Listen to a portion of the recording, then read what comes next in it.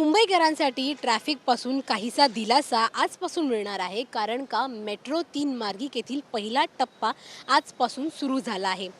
Metro 3 ही मुंबईतील सर्वात पहिली भुयारी मेट्रो मार्गिका आहे आणि याचा जर आपण टप्पा पाहिला तर मग कुलाबा ते सिप्स असा असणार आहे. मात्र त्याचा पहिला टप्पा म्हणजेच BKC ते आरे आजपासून प्रवाशांसाठी सुरू करण्यात आला. शनिवारी पंतप्रधान नरेंद्र मोदी यांच्या हस्ते ह्या मार्गिकेचं उद्घाटन करण्यात आलं. मात्र प्रवाशांसाठी आज ही मार्गिका खुली करण्यात आली. आरे ते BKC हा प्रवास खरंच आरामदायी आहे का आणि किती वेळात आपल्याला हा प्रवास करता येतो हे पाहण्यासाठी मी स्वतः या मार्गिकेने प्रवास केला. तिथल्या प्रवाशांशी संवाद साधला आणि नेमक्या काय अडचणी ह्या प्रवाशांना जाणवल्या हे सगळं मी तुम्हाला या व्हिडिओद्वारे सांगणार आहे. खरं तर निर्विवादपणे या मेट्रो मार्गिकेचा प्रवास सुखावणारा होता.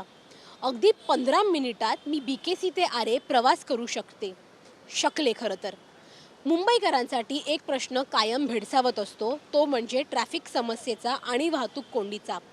जर तुम्हाला ट्रॅफिक समस्येपासून वाचायचं असेल तर ही जी मेट्रोची मार्गिका आहे ती निश्चितच उपयुक्त आहे, कारण का 15 मिनिटात मी BKC ते आरे पोचू शकले.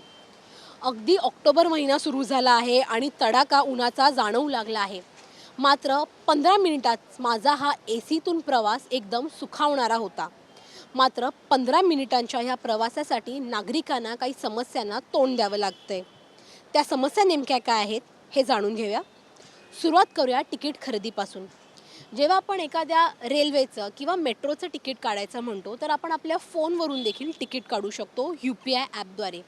मात्र मेट्रो 3ने प्रवास जर तुम्ही करत असाल आणि UPIने आपण तिकीट काढू असा जर तुमचा भ्रम असेल तर तुमची फसगत होऊ शकते. कारण का सध्या तरी रोख रक्कम देऊनच तुम्हाला हा प्रवास करता येणार आहे. ॲप आहे तिकीट काढण्यासाठी, मात्र तो केवळ iPhoneवर उपलब्ध आहे. इतर युजर्ससाठी तो ॲप उपलब्ध नाही आहे. इतरही काही समस्या आहेत.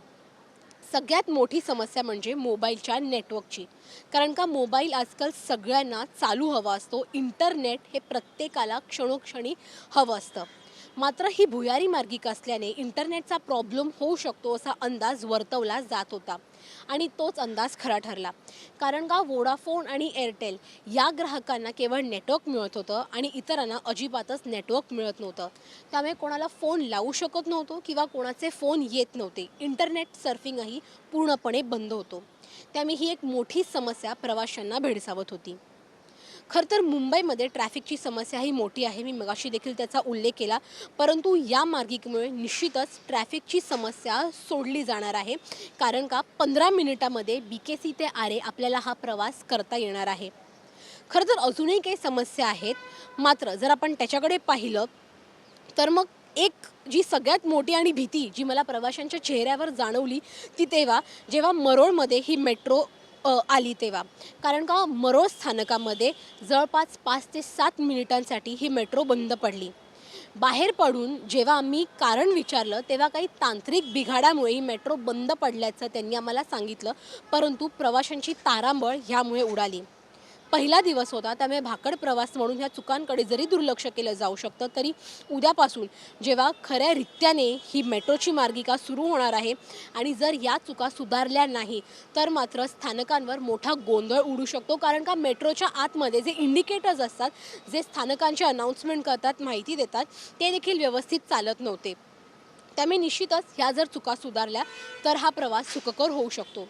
जर तुम्हाला BKCला लवकर पोचायचं असेल, ट्रॅफिकचा सामना करायचा नसेल तर ही मार्गिका निश्चितच उपयुक्त आहे. व्हिडिओ जर्नलिस्ट अरुण पेडणेकरसह जुई जाधव, NDTV मराठी, मुंबई.